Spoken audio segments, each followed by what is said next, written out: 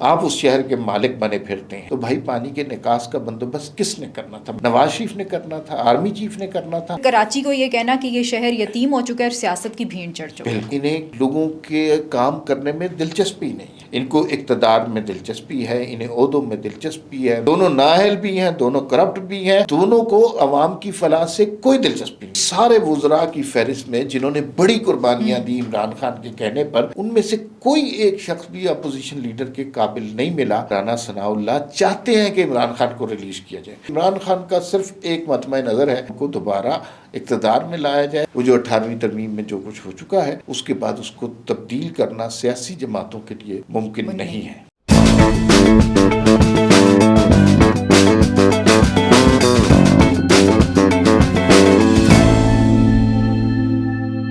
السلام علیکم، میں ہوں آپ کے ساتھ رمشا عارف اور آپ دیکھ رہے ہیں پروگرام وی ٹاک۔ عمار صاحب پروگرام میں میرے ساتھ موجود ہیں۔ آج جن 3 ٹاپکس کے اوپر ہم بات کریں گے، سب سے پہلے تو ہم نے دیکھا کہ موسم کی تباہ کاریاں جو ہیں وہ جاری ہیں، اور کل کراچی میں جو ہے وہ بارش نے تباہی پھیر دی ہے۔ اب سوال یہاں یہ بنتا ہے کہ کراچی میں بارش تو ہو گئی، لیکن کیا یہ انلیگل کنسٹرکشن کی وجہ سے زیادہ تر پرابلمز ہوئے ہیں، یا آخر کیا وجہ ہے؟ کہیں اختیارات کا معاملہ ہے؟ یہ چیزیں بھی کنسرن ہو رہی ہیں، باتیں ہو رہی ہیں اس چیز کے اوپر۔ دوسری بات ہم یہ کریں گے، جہاں موسم کی تباہ کاریاں جاری ہیں وہیں سیاسی درجہ حرارت جو ہے وہ بھی بہت زیادہ ہمیں دکھائی دے رہا ہے۔ اور کل عمران خان صاحب کی ان کی بہنوں سے ملاقات ہوئی۔ ملاقات میں انہوں نے ایک تو کہا کہ وہ ضمنی انتخابات کا بالکل بائیکاٹ کر رہے ہیں، اور اپوزیشن لیڈر جو ہے وہ انہوں نے محمود خان اچکزئی کو نامزد کر دیا گیا ہے۔ اور اب یہ دیکھنا ہے، عمار صاحب سے یہ جانیں گے کہ آخر کیا وجہ ہے، محمود اچکزئی کو کیوں انہوں نے اپوزیشن لیڈر نامزد کیا ہے، کیا ٹرسٹ کیا ہے، اور پھر 8 صوبے بنانے کے حوالے سے باتیں ہو رہی ہیں، 27ویں ترمیم کے حوالے سے باتیں ہو رہی ہیں، اس پہ بھی بات کریں گے۔ لیکن سب سے پہلے عمار صاحب سے یہ جانیں گے، عمار صاحب یہ بتائیے گا کہ ہم نے دیکھا کہ کراچی میں کل تباہی والی بارش ہوئی، اور لوگ جو ان کی مین شاہراہیں تھیں وہاں پہ پانی اتنا اکٹھا ہو گیا۔ اب کیا معاملہ ہے؟ کیا یہ انلیگل کنسٹرکشن کا ایشو ہے یا اختیارات کا معاملہ ہے؟ رمشا، جو آپ کا سوال ہے نا وہ بڑا واضح ہے، اور اس کے اندر کوئی ابہام ہے ہی نہیں۔ کراچی کی جو صورتحال ہے اس کے اندر ظاہر ہے بہت نقصان ہوا ہے، اور ایک بارش آسمان سے ٹپکی ہے اور اس سے لگتا ہے قیامت ٹوٹ پڑی ہے۔ لیکن ادھر جو ہے، جو ہماری گورننس کا حال ہے، اس پہ بھی یوں لگتا ہے کہ چاہیے تو یہ تھا کہ زمین پھٹ جاتی، اور جو حکمران ہے کراچی کے اتنی مدت سے، انہیں ڈوب کے مر جانا چاہیے تھا۔ اتنا ظلم ہوا ہے اس شہر کے ساتھ۔ یہ شہر کبھی روشنیوں کا شہر کہلاتا تھا، کلچر، تہذیب، تمدن یہاں سے نکلتا تھا، یہاں جرائم نہیں ہوتے تھے، یہاں پہ بہت رونق ہوتی تھی، اور آپ دیکھیے اس کا کیا حال ہو گیا ہے۔ اور یہ سیلاب کوئی پہلی دفعہ تو نہیں آیا، اس سے 33 سال پہلے سیلاب آیا، تب بھی یہی سچویشن تھی، 3 سال پہلے سیلاب آیا، تب بھی یہی جواز، یہی مسئلے ہمارے پاس تھیں۔ آج جب سیلاب آیا تب بھی ہمارے پاس یہی جواز، یہی مسئلے اور یہی مفاہمتیں تھیں۔ اور مرتضیٰ وہاب جو میئر ہیں، انہوں نے کہا جی کہ بس ایک خاص حد سے زیادہ اب جو ہے پانی کی نکاس کا بندوبست ہمارے پاس ہے ہی نہیں۔ تو بھائی پانی کے نکاس کا بندوبست کس نے کرنا تھا؟ میں نے کرنا تھا، آپ نے کرنا تھا، نواز شریف نے کرنا تھا، آرمی چیف نے کرنا تھا، یا ڈونلڈ ٹرمپ نے کرنا تھا؟ آپ اس شہر کے مالک بنے پھرتے ہیں، آپ نے اس شہر کو 30-32 سال گورن کیا ہے کسی نہ کسی کیپیسٹی میں۔ اس شہر کا اگر برا حال ہے، لوگ وہاں پر پریشان ہیں، تو اس میں کسی کا قصور نہیں سوائے پیپلز پارٹی کے۔ عمار صاحب پھر یہاں پہ سوال یہ بنتا ہے، انکمپیٹنس اور کرپشن، یہ دونوں چیزیں آ جاتی ہیں اگر دیکھا جائے اس چیز کو۔ کیا وجہ ہے، کیوں کراچی کے ساتھ کیوں ایسا کرتے ہیں؟ دیکھیے، یہ انکمپیٹنس اور کرپشن، یہ دونوں کا بڑا خوفناک امتزاج ہے۔ ایک تو یہ ہے کہ انہیں لوگوں کے کام کرنے میں دلچسپی نہیں ہے، ان کو اقتدار میں دلچسپی ہے، انہیں عہدوں میں دلچسپی ہے، میئر کے لیے یہ جان لڑا سکتے ہیں، اپنی ایم پی ایم این اے کی سیٹ کے لیے یہ قتل و غارت کر سکتے ہیں۔ لیکن جہاں لوگوں کی بھلائی کی بات ہوگی، لوگوں کی فلاح کی بات ہوگی، وہاں کوئی کام نہ ایم کیوں کوئی کام کر رہی ہے، نہ پیپلز پارٹی کوئی کام کر رہی ہے۔ اگر کوئی کام کر رہے ہوتے تو کیا کراچی کا یہ حال ہوتا جو آج حال ہو گیا ہے؟ اور جو مناظر ہم نے دیکھے ہیں، اور تھوڑی سی بارش ہوئی ہے، بالکل ایسا ہی ہے، اور زیادہ بارش نہیں ہوئی، تو وہاں پر جو حال ہوا ہے وہ بیسکلی اس پہ جو ہے نا، یہ سیاسی جماعتوں کے حوالے سے لوگوں کو سوچنا چاہیے کہ کب تک ہم اس جنگل میں پھنسے رہیں گے، کب اس سے باہر نکلیں گے۔ اور نکلنا ضروری ہو گیا ہے۔ اتنا بڑا شہر، 2 کروڑ کی آبادی، 2 کروڑ کی آبادی والے ملک ہوتے ہیں، ہم نے اس کو اس سیاست میں آ کر تباہ و برباد کر دیا ہے. تو اس کے اوپر انلیس کوئی ارجنٹ ایکشن ہو, کوئی گورننس بہتر ہو, تو اس کے علاوہ تو کوئی یہ شہر میں کچھ نہیں بچا. ایک چیز عمار صاحب, پھر کیونکہ ہم نے دیکھا کہ یہاں پارٹی کی ڈائیورژن ہے بہت زیادہ, تو جب تک وفاق, صوبائی اور بلدیاتی ایک ہی پارٹی کے نمائندے منتخب نہیں ہو جاتے, تو تب تک جو ہے نا وہ کراچی کی یہی سچویشن ہے. نہیں بھائی, یہ آپ غلط بات کر رہی ہیں. آپ کہہ رہی ہیں کہ مسلسل یا صرف ایم کیو ایم کا رول ہو یا پیپلز پارٹی, دو ہی جماعتیں نا, یہ کوئی بڑا کمپٹیشن نہیں ہے. بالکل ایسا کبھی ہی وہ حکومت میں ہوتے ہیں, کبھی وہ حکومت میں ہوتے ہیں, دونوں کچھ نہیں کرتے.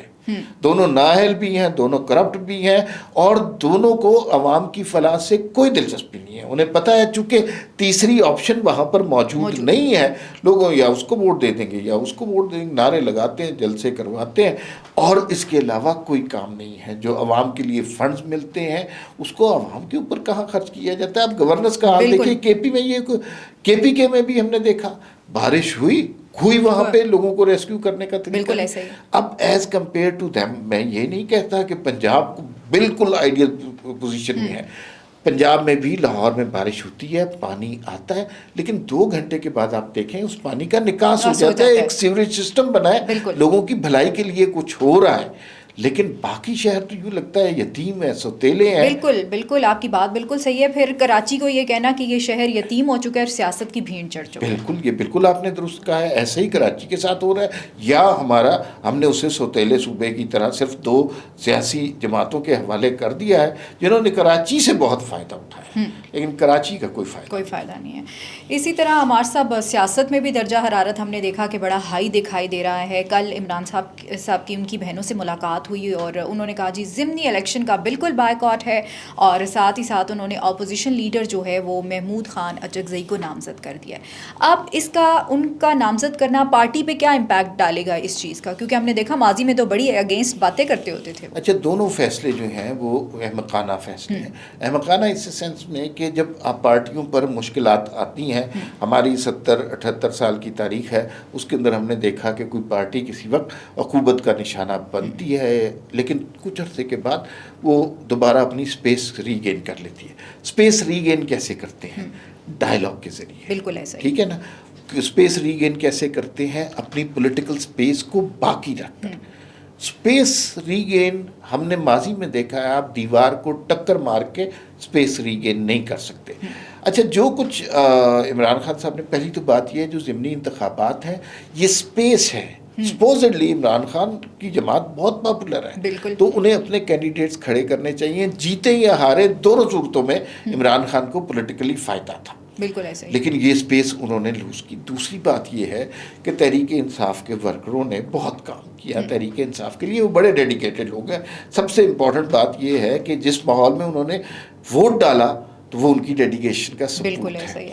اس میں سے کئی لوگ 9 مئی میں تھے, کئی لوگ عمران خان کے کہنے پہ انہوں نے سرکاری تنصیبات پر بھی چڑھائی کر دی, پھر وہ جیلوں میں بھی گئے, ان کے گھر والے روتے پھر رہے ہیں.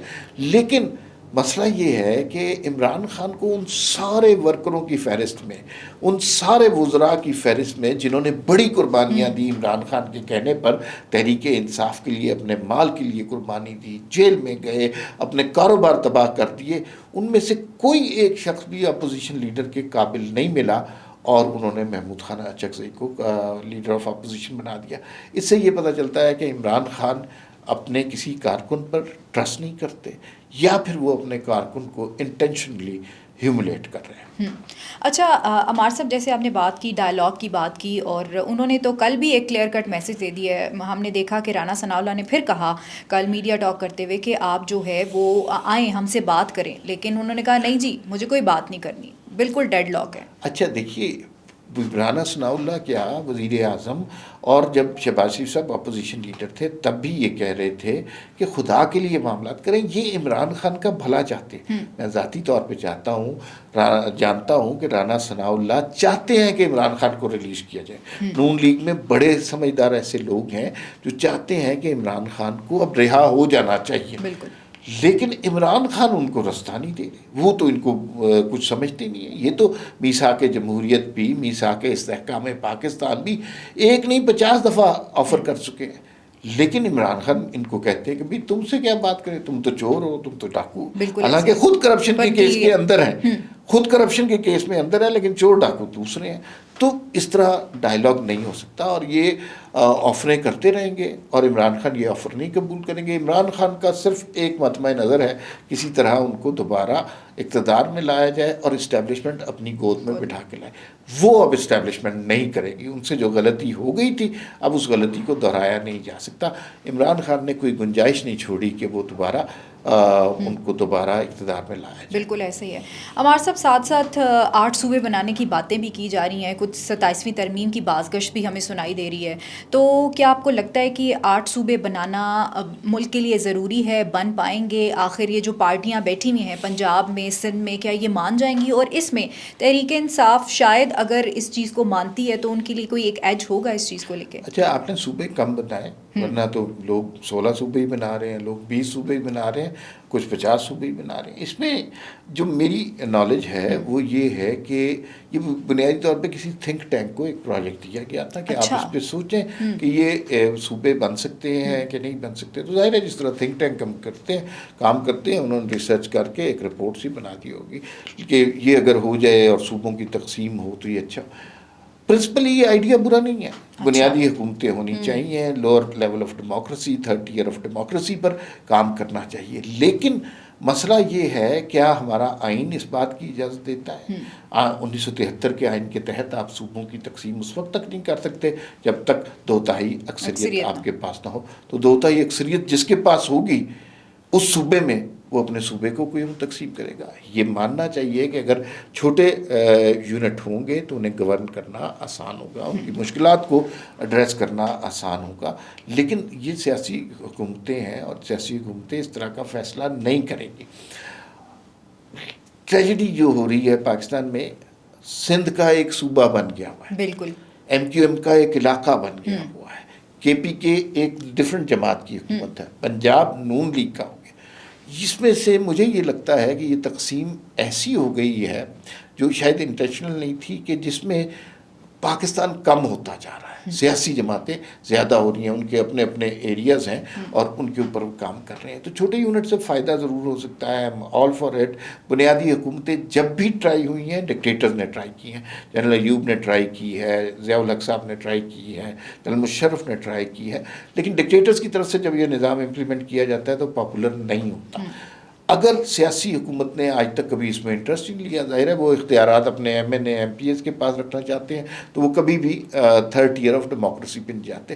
نظام اچھا ہے, پاسبل نہیں ہے. عمار صاحب میرا آخری سوال آپ سے یہ ہوگا کہ NIFC کی ایوارڈ کی بھی باتیں ہو رہی ہیں اور دوسرا فاٹا کے حوالے سے باتیں ہو رہی ہیں کہ مولانا صاحب کا بھی یہ ایک خواہش تھی ان کی, تو کیا ایسا ہوگا, الگ چیزیں ہوں گی 27ویں ترمیم کی چونکہ بازگشت ہے؟